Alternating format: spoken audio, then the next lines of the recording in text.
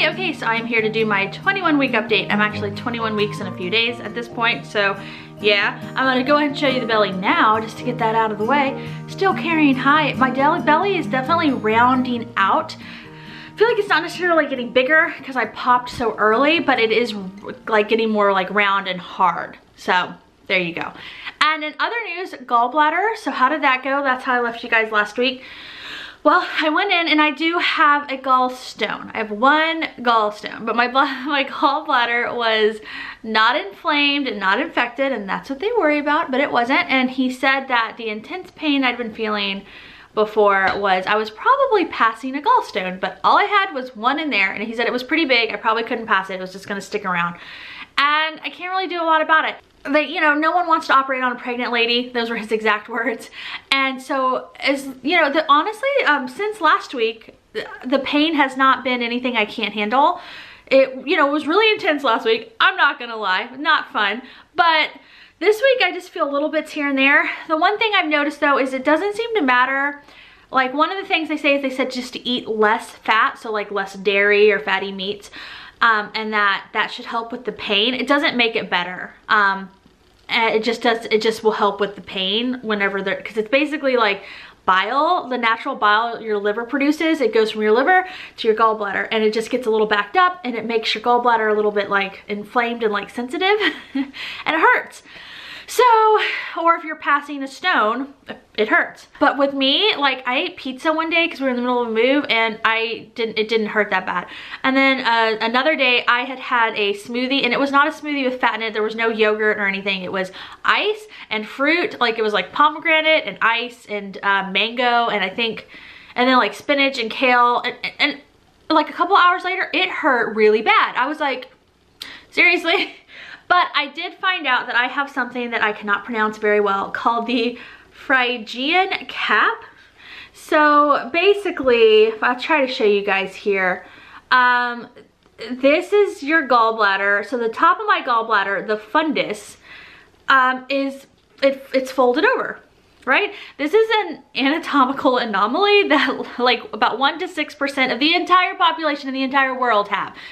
Somehow and you're born with it. So somehow I was born with a gallbladder that like folds at the top.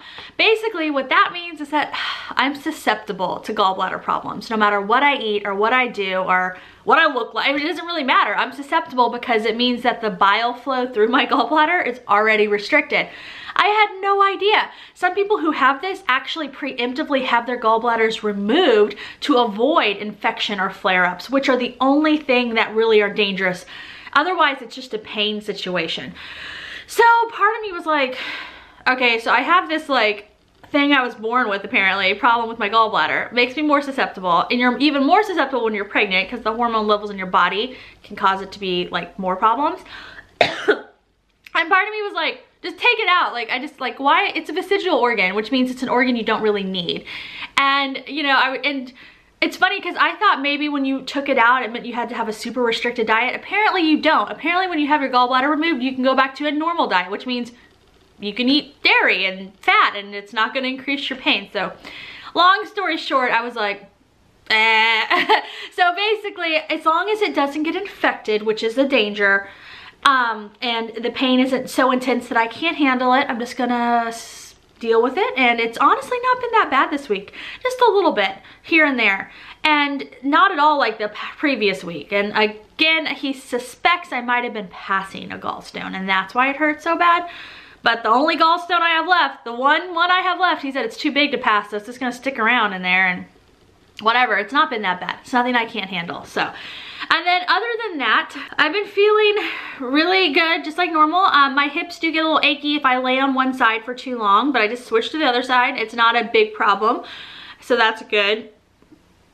And I've been a little bit more emotional. Like, I get happy emotional, and then I get like sad emotional, and not really sad. Like, I get these moments where I freak out about what if something happened to Kyle and I. Well, like, I worry about my kids. I'm like, my poor babies. Like, and I can tell it's hormonal. But I do that a little bit, but mostly it's been happy emotional, where I'm just like, this world is so beautiful. Look at my children. Like, and I can tell they're like definitely hormonal emotions, or like emotions that are exaggerated by being hormonal, and that it's funny to me, it is. But anyway, I've been having a little bit of that. And then otherwise, I've been good. I did get a massive nosebleed this week. Like, it was so massive that some of it went down the back of my throat and I was like choking on it. I was like, what's happening?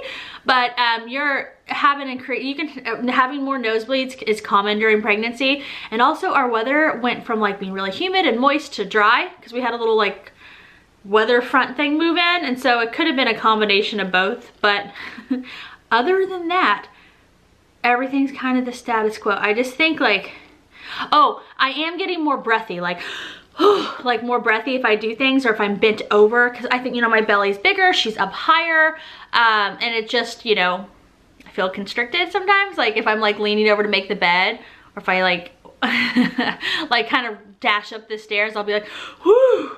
So I didn't notice that, and that's to be expected.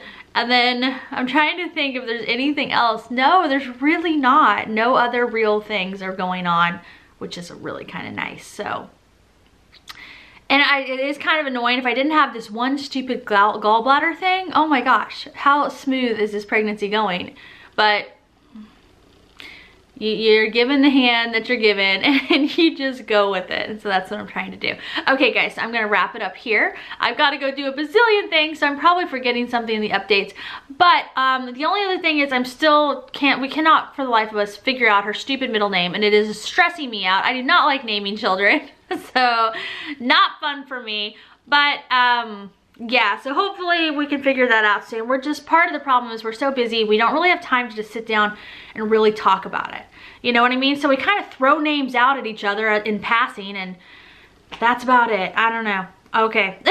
So I will just talk to everyone in the next update. Thank you for watching. Share your stories about naming your kid, or if you have gallbladder things or other like weird pregnancy things, just share them below. I love like reading you guys when you guys are going through. I could not believe how many people had gallbladder issues. Gallbladder's not even something I think about. I was like, gallbladder, what the? And I was shocked at how many people were like, oh yeah, my gallbladder, I was having issues when I was pregnant. Like, I did not realize it's like really, unfortunately, kind of a semi-common thing in a way. So I had no idea. I guess I'm happy that, like, especially given the fact that I have this like anomaly with mine, that I have not had problems in the past. Very grateful for that. So, all right guys, thank you so much for watching as usual. Don't forget to subscribe so you can follow along on our journey. We are in the middle of selling a house and building a new house and moving while I'm pregnant, and it is very crazy, but it is exciting. It's all worth it. So subscribe so you can follow along with that part of the journey too. I cannot even imagine what this is gonna get like as I get more pregnant and more stuff starts happening. Yep, all right. Okay guys, I'll talk to everyone next time. Bye.